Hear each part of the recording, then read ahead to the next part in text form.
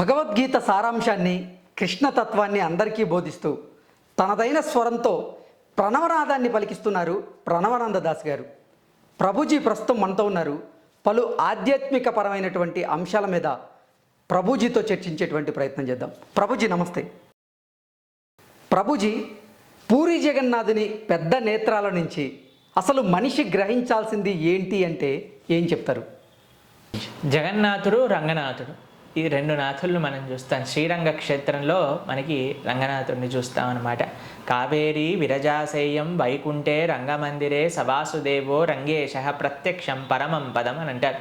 ఆయన చక్కగా పడుకొని చక్కగా ఆయన స్వామి యొక్క దర్శనం జరుగుతుంది.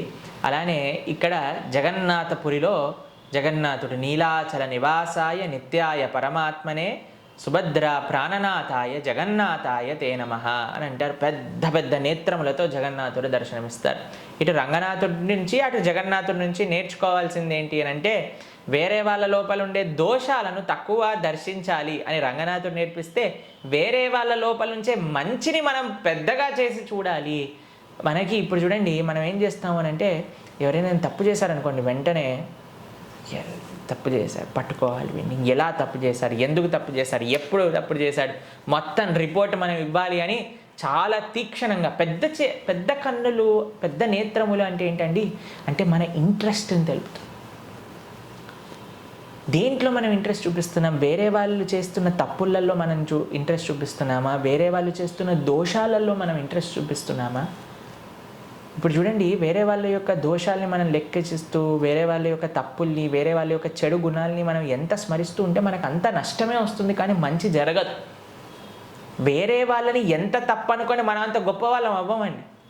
మన యొక్క గొప్పతనం చేత మనం గొప్ప వాళ్ళం అవుతాం.